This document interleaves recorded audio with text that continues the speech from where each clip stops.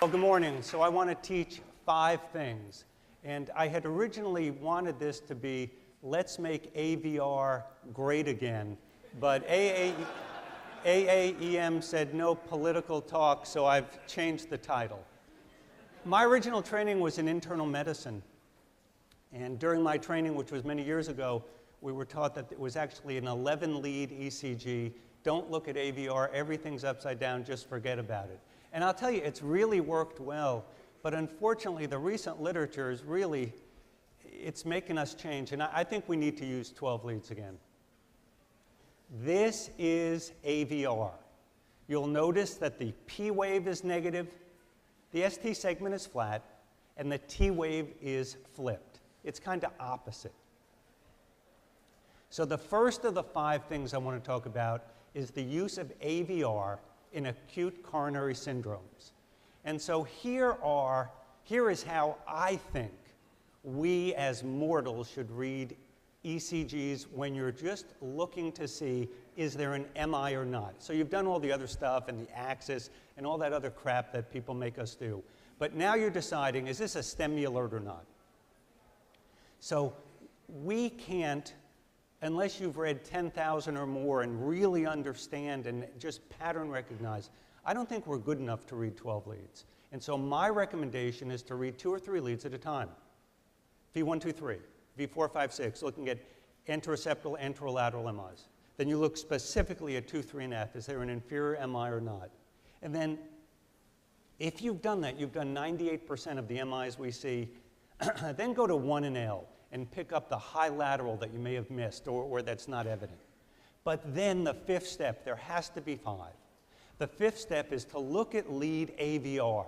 And what we're looking for here is there left main or left main equivalent ischemia in pre-infarctionally, and or as you look at AVR, look at V1, V2 for deep T waves, deep ST segment depression, and I'll talk about that in a moment. So the first one, and I think the most important one, is using AVR for left main or left main equivalent. So here is looking at an ECG, and there's AVR, it's elevated. When you see that in conjunction with diffuse ST depression, think triple vessel disease, left main or left main equivalent. Elevation in AVR, ST elevation in AVR is 93% specific for left main disease when it's in conjunction with diffuse ST changes. If there's no diffuse ST changes, it doesn't mean anything as far as left main. So here's an EKG. Many of our EKGs now come with blue arrows, and you can see the diffuse ST depression. If you don't have one of the advanced machines, get one. They are so much more helpful.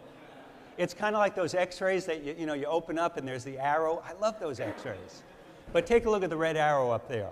So here's ST elevation in AVR and V1, and this is consistent with left main disease. And in fact, if the ST elevation is greater in AVR than in lead V1, AVR is left main equivalent. If it's bigger in AVR but if it's bigger in V1 but still up in AVR, then it's more likely to be left anterior descending. That's not that important. Use these leads.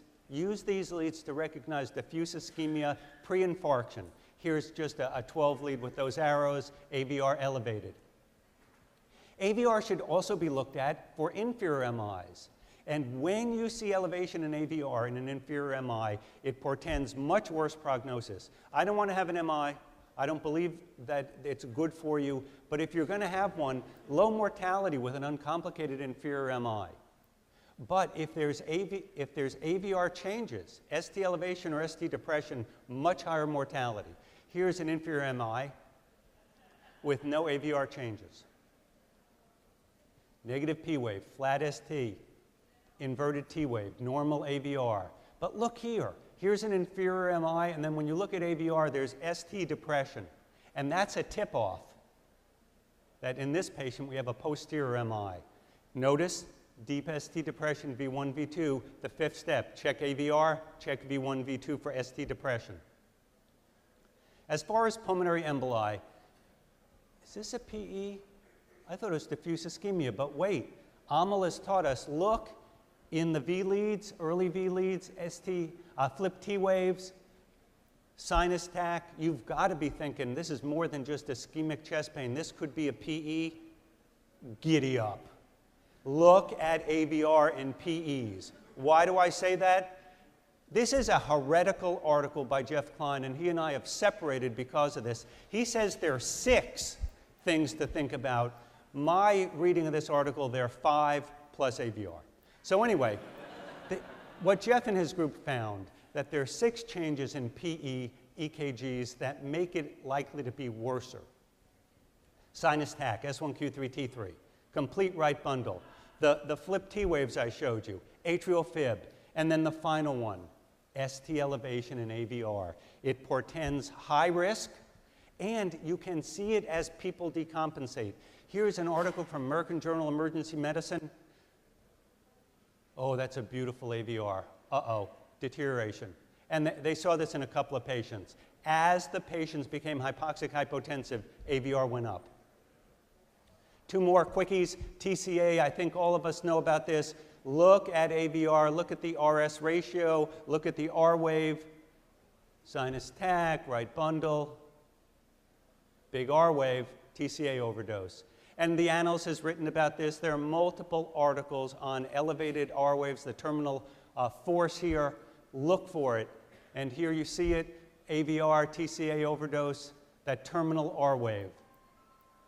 It predicts seizures, it predicts arrhythmias, it predicts phone calls, it predicts severity.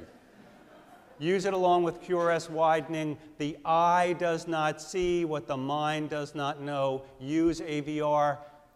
Use AVR. The final thing is pericarditis.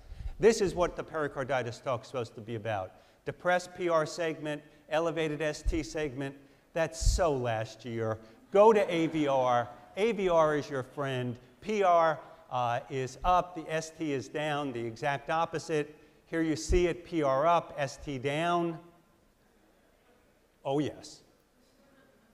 So I want to say 5 things. Number 1, look at AVR when you have diffuse ST depression. It's not just ischemia, it's left main or left main equivalent. It is about to be a massive MI, cardiopulmonary arrest, cardiogenic shock. These people need to be in the lab or to bypass often. AVR with an inferior MI, elevation or depression, increased mortality, a dramatic one. ST elevation in AVR and PE, be thinking it's a bad PE, recognize it. And this might be an indication to think about what you do in a massive PE. Elevated R wave AVR, think TCA, and it's the opposite in pericarditis. It has been my privilege. Thank you. Thank you.